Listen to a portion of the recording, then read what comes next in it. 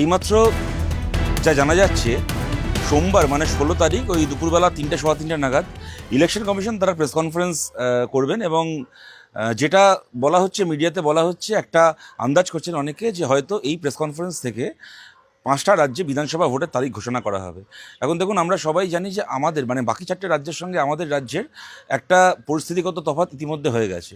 এসআইআরের কাজ হয়েছে আসাম বাদ দিয়ে, কেরালা, পশ্চিমবাংলা, তামিলনাড়ু এবং পন্ডিচেরিতে। এবং তাতে দেখা গেছে যে আমাদের রাজ্যে 60 লক্ষের ওপর মানুষ অ্যাডজুডিকেশনের নাম করে তাদেরকে ঝুলিয়ে রাখা হয়েছে। তারা একেবারে না যজৌ না তস্য অবস্থা। তারা লিস্টে আছেন, তারা ভোটার লিস্টের মধ্যে রয়েছেন নাকি ভোটার লিস্টের বাইরে আছেন তারা নিজেরাও জানেন না, এবং কবের মীমাংসা হবে তাও কেউ জানে না। ইলেকশন কমিশনের কাছে বারবার প্রশ্ন করা হয়েছে। আজকে এই মুহূর্তে গোটা বাংলার একাধিক জেলায়, তার মধ্যে মালদা এবং মুর্শিদাবাদ জেলাকে বিশেষভাবে টার্গেট করা হয়েছে আমাদের রাজ্যে, যেখানে মানুষের নাম লিস্ট থেকে বাদ দেওয়া হয়েছে বা অ্যাডজুডিকেশনের নামে ঝুলিয়ে রাখা হয়েছে। সেখানে বিভিন্ন ব্লক অফিসে, মালদায় ডিএমের কাছে ডেপুটেশন দেওয়া হচ্ছে, কিন্তু ঘটনা হচ্ছে যে কারোর কাছে কোনো উত্তর। এবং এই প্রশ্ন মানে এই প্রশ্নটাকে নিয়ে আমাদের পার্টির পক্ষ থেকে ইলেকশন কমিশনের ফুল বেঞ্চের কাছেও কদিন আগে গিয়ে প্রশ্ন করা হয়েছে, কিন্তু কারোর কাছে কোনো উত্তর নেই যে অ্যাডজুডিকেশনের নামে এই যে নামগুলোকে ঝুলিয়ে রাখা হয়েছে এর মীমাংসা কবে হবে। আমাদের পরিষ্কার কথা হচ্ছে, এর মীমাংসা না করা পর্যন্ত এবং অন্যায়ভাবে যে মানুষের নাম বাদ দেওয়া হয়েছে লিস্ট থেকে, যারা কিনা 4 পুরুষ 5 পুরুষ ধরে স্বাধীনতার আগে থেকে যারা ভারতের বাসিন্দা, সেই সমস্ত মানুষের নাম একই পরিবারে মায়ের পেটের ভাই বোন, এক ভাইয়ের নাম আছে বোনের নাম নেই, বোনের নাম আছে ভাইয়ের নাম নেই, তারা এই ধরনের ঘটনাগুলো ঘটেছে। সুতরাং একই পরিবারের কিছু সদস্যের নাম রাখা হয়েছে, কিছু সদস্যকে তারা নাকি ভারতীয় নন, তাদের নাম বাদ দিয়ে দেওয়া হয়েছে। সুতরাং এই মানুষগুলোর হাতে, বিহারের ক্ষেত্রেও একই জিনিস আমরা দেখেছিলাম। এমন সময় এসআইআরের ফাইনাল তালিকা ঘোষণা করা হলো যখন অন্যায়ভাবে বাদ যাওয়া মানুষগুলো আর নাম তোলার জন্য অ্যাপ্লাই করার সুযোগটা পেলেন না, তাদেরকে বাদ দিয়ে বিহারে ভোট হলো। একই রকম পরিস্থিতি পশ্চিমবাংলায় তৈরি করার চেষ্টা হচ্ছে। আমাদের পরিষ্কার বক্তব্য, এই মানুষগুলোকে বাদ দিয়ে বাংলায় ভোট করা যাবে না, আমাদের এই সহনাগরিকদেরকে বাদ দিয়ে ভোট করা যাবে না। এবং এটা খালি সেই মানুষগুলোর ব্যক্তিগত অধিকারের প্রশ্ন না, সেই প্রশ্ন তো 100 বার, কিন্তু আমাদের একটা সত্যিকারের গণতন্ত্রের স্বার্থেও কখনো এতগুলো মানুষকে বাদ দিয়ে ভোট করা যেতে পারে না। তাহলে সেই ফলকে আমরা কী করে বিশ্বাস করব? ভোট মানে কি? সমস্ত মানুষের মতামতের ভিত্তিতে ঠিক হবে কার মেজরিটি কার মাইনরিটি। কে বলতে পারে যে এই কয়েক লক্ষ মানে 60 লক্ষের ওপর মানুষ তারা যদি ভোট দিতে পারতেন, হয়তো হতেই পারে যে ভোটের ফল এদিক ওদিক হয়ে যেত।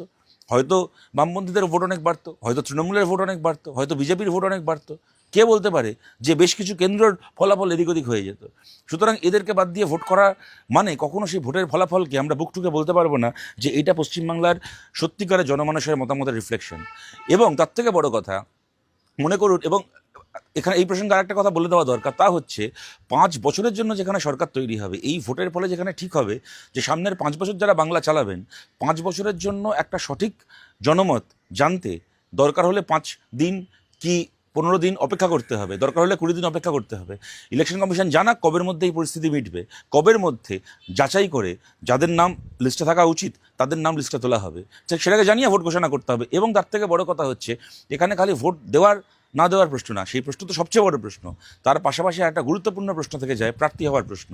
আমার বিশ্বাস প্রতিটা দলে এরকম একাধিক মানুষ রয়েছেন। আমরা ইতিমধ্যে কাগজে দেখেছি রাজ্যের কয়েকজন মন্ত্রীর নাম বেরিয়েছে যাদের নাম অ্যাডজুডিকেশনের নামে এখনও মানে অ্যাডজুডিকেশনের তালিকায় চলে গেছে। এরকম বিভিন্ন দলে নিশ্চিতভাবে এরকম বেশ কিছু মানুষ থাকবেন যাদের কিনা হয়তো ভোটে প্রার্থী হওয়ার কথা, তাদেরকে ভোটে প্রার্থী করার পরিকল্পনা আছে তাদের দলের। তাদের মধ্যে কেউ কেউ হয়তো নিজেরা মানে নির্দল প্রার্থী হয়ে কেউ যদি আজকে লড়াই করতে চান, সেই অধিকারও ইলেকট্রাল সিস্টেম আমাদেরকে দিয়েছে। এমতাবস্থায় অ্যাডজুডিকেশনের নামে যে মানুষগুলোকে ঝুলিয়ে রাখা হলো, যদি তাদের মধ্যে কারোর আজকে ভোটে প্রার্থী হওয়ার থাকে, তারা তাহলে কি করবেন? তারা কি প্রার্থী হতে পারবেন কি পারবেন না? তার যদি ভোটার লিস্টে নামটাই না উঠে থাকে এখনো অবধি, তিনি প্রার্থী হবেন কিভাবে? আবার যদি দেখা যায় যে ভোট ঘোষণা হয়ে গেল, নমিনেশনের দিন পার হয়ে গেল, তারপরে যার নামটা অ্যাডজুডিকেশনে রয়েছে তার নামটা লিস্টে তোলা হলো, ততদিনে তো নমিনেশনের সময়টা পার হয়ে গেল। সুতরাং তিনি হয়তো ভোটটা দিতে পারবেন যদি এরকম সময় তার নামটা লিস্টে তোলা হয়, যতক্ষণে তার হয়তো নমিনেশনের ফেজ ওভার হয়ে গেছে কিন্তু ভোট কয়েকদিন পরে হবে, তিনি ভোটটা দিতে পারবেন, কিন্তু তিনি আর নমিনেশনটা জমা দিতে পারলেন না।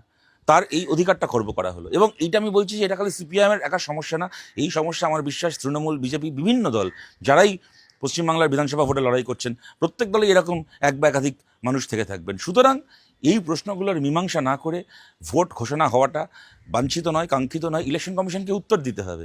ইলেকশন কমিশন যা চেয়েছে তাই করেছে প্রথম দিন থেকে। যখন বিহারে এসআইআর হচ্ছে, আমরা বারবার করে বলেছিলাম যে এসআইআর বিহারে যখন হচ্ছে তখন বাংলায় যদি করতেই হয় এই সময় কেন করা হচ্ছে না? এরপরে ঠিক ভোটের আগে একদম শেষ মুহূর্তে সে যেন করা না হয়, যাতে করে কি না এই সমস্যা এই সমস্যাগুলোর আশঙ্কা আমরা করেছিলাম এবং বারবার করে বলেছিলাম। হেলায় তুচ্ছতাচ্ছিল্য করে এই প্রশ্নগুলোকে উড়িয়ে দেওয়া হয়েছিল, যেভাবে চেয়েছে ইলেকশন কমিশন করেছে। কিন্তু আজকে তারা মানে মৌনব্রত ধারণ করেছে, 100বার প্রশ্ন করলেও তাদের কাছে কোনো উত্তর তারা দিচ্ছেন না। তার থেকে বড় কথা, তাদের কাছে কোনো দেওয়ার মতো উত্তর নেই। সুতরাং এই প্রশ্নগুলোর উত্তর পেতে হবে, তারপর বাংলায় ভোট হবে। আগে ভোটার, তারপরে ভোট।